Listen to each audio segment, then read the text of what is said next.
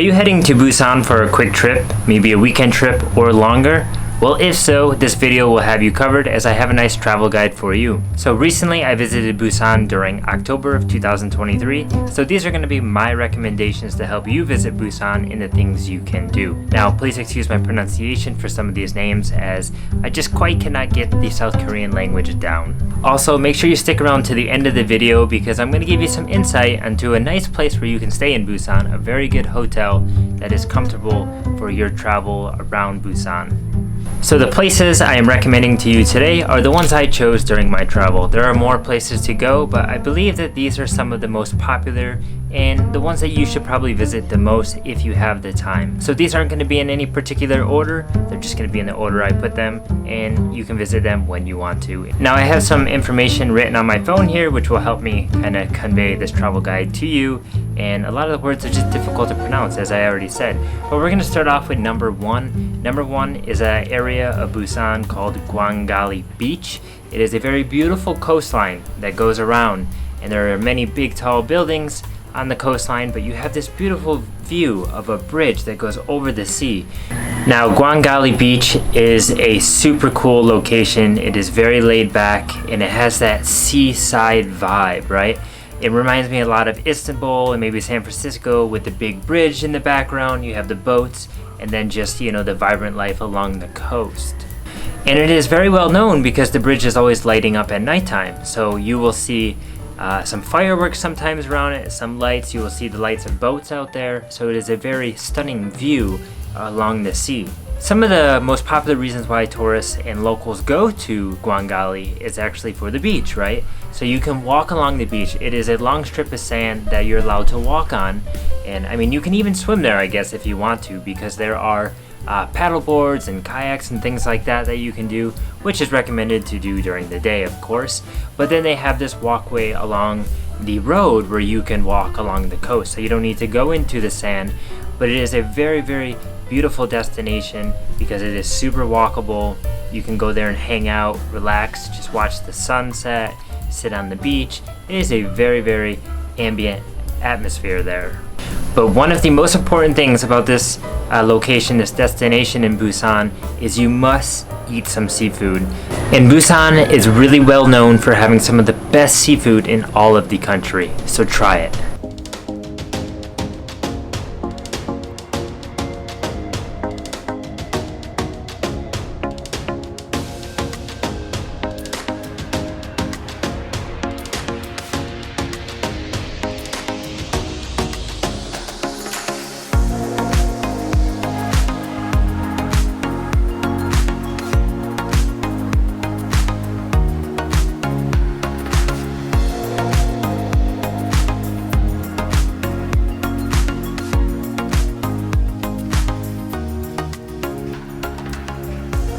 So number two on the list is a place called Gamcheon Cultural Village. This is a very, very fascinating place. It has got a lot of history and it is often referred to as the Machu Picchu of Busan, or Machu Picchu of South Korea.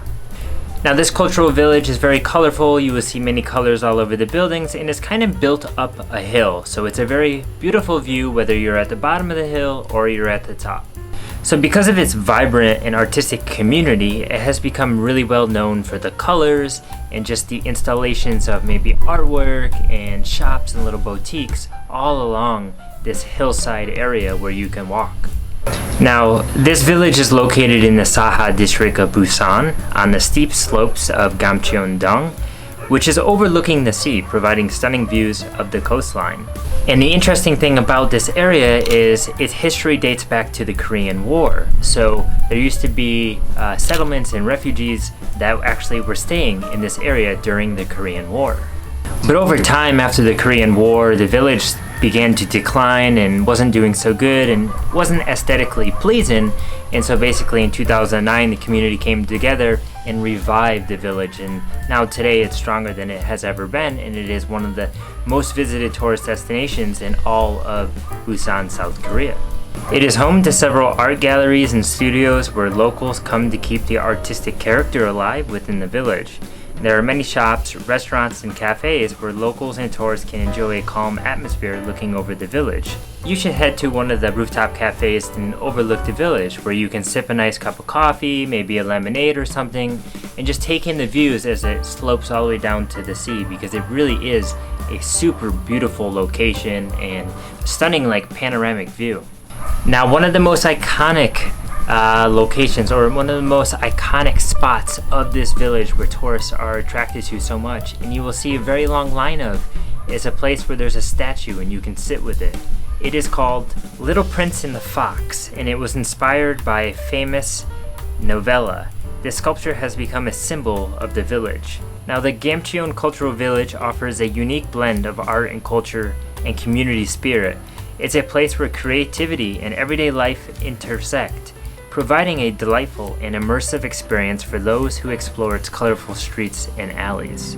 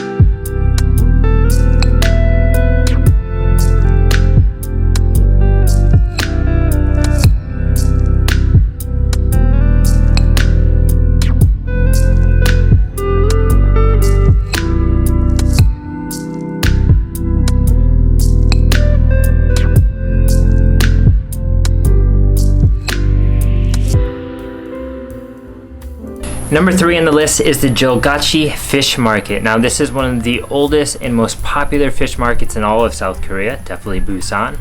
But this is the place to go if you want fresh seafood, right?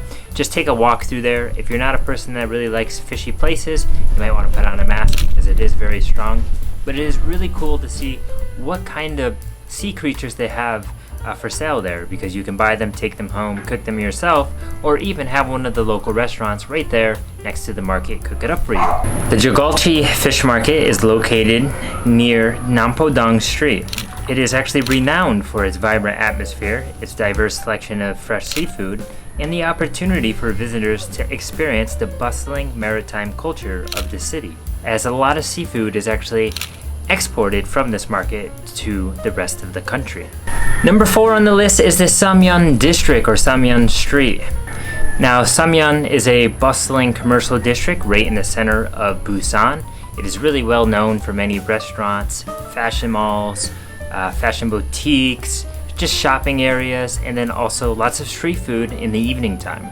Here in the Seomyeon District, you can find lots of Korean barbecue. You can actually find some Western bars where you can enjoy Western food, and you can even enjoy a lot of Korean chicken, which to me, Korean chicken is one of the best things to eat when you are visiting South Korea, as it is just one of the most appetizing dishes they have. At nighttime, you can walk along the streets, sampling some of the local street food that is being offered.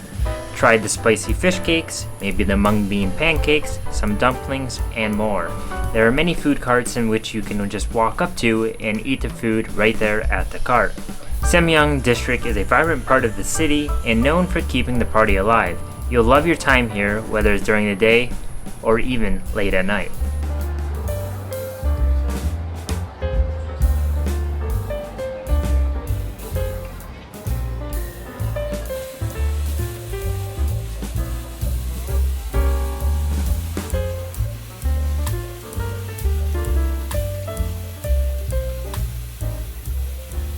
Now, the fifth final thing on this list that is maybe also the most visited tourist destination. This might tie some of the other ones, but this one's a bit farther away to get to, but it is really worth the travel time. And this is called let me read it off the list because it's very difficult to say, Haedong Yonggungsa Temple. So this is actually a temple that is sitting on the coastline. It's sitting right on the edge of the sea with these rocky cliffs. You have very transparent water, and you have many temples, and it's super beautiful. It's a good way to see some local culture, to feel the history of South Korea. The Haedong Yonggungsa Temple is a picturesque Buddhist temple located on the northeastern coast of Busan.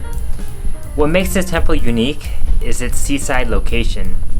It provides you with breathtaking views of the East Sea of South Korea. The temple's location is surrounded by rocky cliffs and panoramic ocean views. It's very different from other temples all around the country. The temple is a popular and photogenic destination thanks to the combination of natural beauty and traditional architecture at every angle.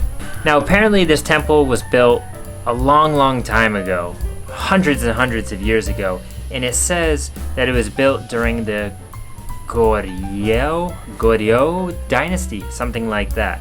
So you can really see how traditional the building is, the architecture here. It's just very unbelievable how it is built on this cliffside here, this like rocky formation. Really amazing. The temple is adorned with numerous dragon sculptures, which are considered guardians of the sea in Korean mythology. Now, one of the main attractions at this temple are the statues where people come to pray and to even meditate. There is a large statue of the goddess of sea, which overlooks the ocean, and visitors often make wishes and offer prayers at this iconic statue. Now, the Haedong Yonggungsa Temple is an active Buddhist temple where various rituals and ceremonies take place. Visitors may watch monks conducting ceremonies, and there are opportunities for spiritual reflection and meditation at the temple. Another notable feature of the Haedong Yonggungsa Temple is the warrior spirit Buddha, believed to protect the nation and its people. Now, this is one of the tourist locations here in Busan that is also on a different terrain, so it's not very accessible if maybe you are handicapped.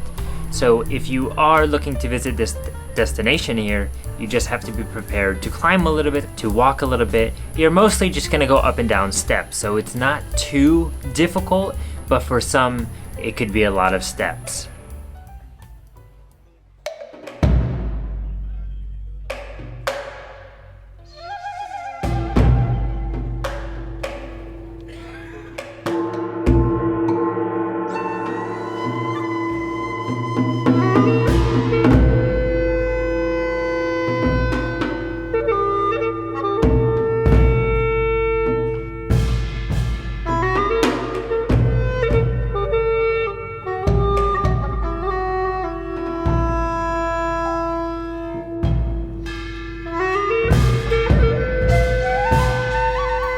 Alright, the bonus here is the hotel that I stayed at called TT Hotel, centrally located in Busan. If you're looking for a comfortable accommodation centrally located in Busan, TT Hotel is the perfect option for you.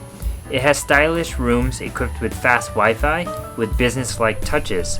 It will give you plenty of room whether you're visiting alone, with friends, or even family. The hotel has many floors and allows guests to keep up on their fitness goals with a small gym on site.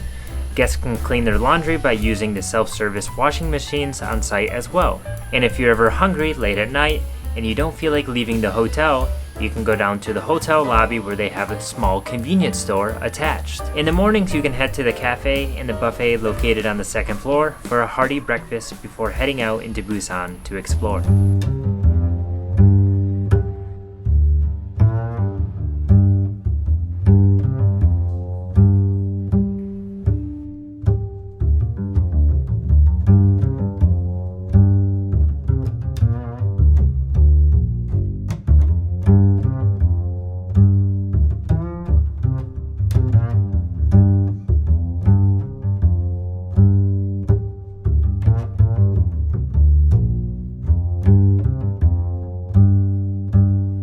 So there you have it. That is a travel guide to Busan, South Korea.